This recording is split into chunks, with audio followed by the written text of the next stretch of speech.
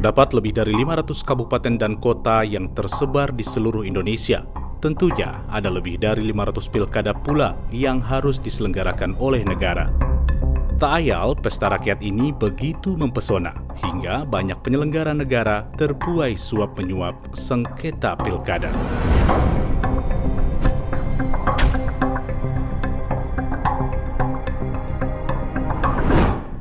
Inilah Akil Mukhtar, mantan Ketua Mahkamah Konstitusi tahun 2013 sampai dengan 2016, yang kala itu tengah menjabat menggantikan Mahfud MD.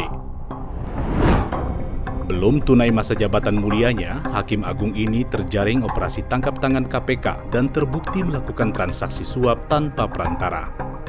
Akil ditangkap di rumah dinasnya berikut alat bukti, yakni pecahan dolar Amerika dan Singapura senilai 3 miliar rupiah. Selidik punya selidik, suap menyuap yang dilakukan Akil bukanlah kali pertama.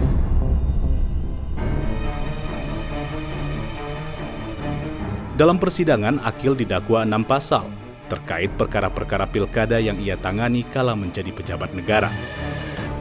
Sungguh ironi, Yang Mulia penegak hukum yang seharusnya memberantas korupsi justru terlibat langsung menjadi aktor kunci. Yang Mulia yang seharusnya mendukung efektivitas pembangunan melalui kepala daerah, namun memberi celah izin proyek diberikan dengan cara tidak sah. Kasus suap pilkada mempengaruhi kehidupan bernegara dan melanggengkan korupsi yang melembaga. Maka bukan hanya negara, tapi juga rakyat yang menjadi korbannya. Inilah 6 dakwaan Yang Mulia Akil Mukhtar, mantan Ketua Mahkamah Konstitusi.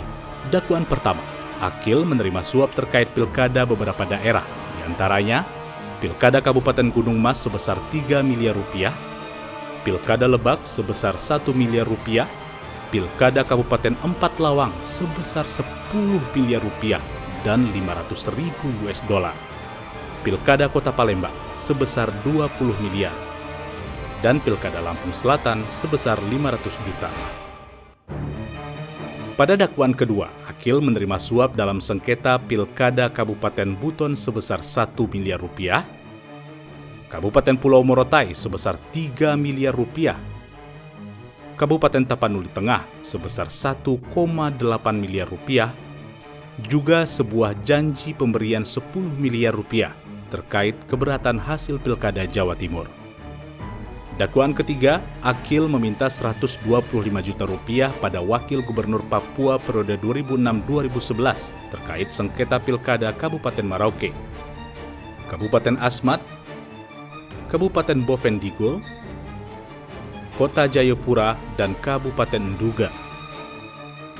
Pada dakwaan keempat, Akil menerima uang dari adik Gubernur Banten, Tubagus Khairiwardana alias Wawan, sebesar 7,5 miliar rupiah. Uang ini tentu saja berkaitan dengan sengketa Pilkada Banten.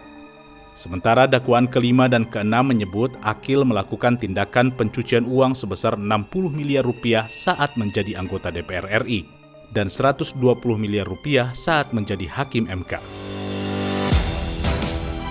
Total gratifikasi dan suap yang diterima Akil Mukhtar mencapai lebih dari 210 miliar rupiah. Bila angka tersebut digunakan untuk pembiayaan anak sekolah, mulai dari PAUD sampai perguruan tinggi, maka ada lebih dari 1.300 anak Indonesia bernasib baik mendapatkan pendidikan yang layak. Putusan penjara seumur hidup yang dijatuhkan Mahkamah Agung adalah salah satu capaian hukuman tertinggi di KPK. Hal ini sekaligus menjadi akhir perjalanan suap Akil Mukhtar.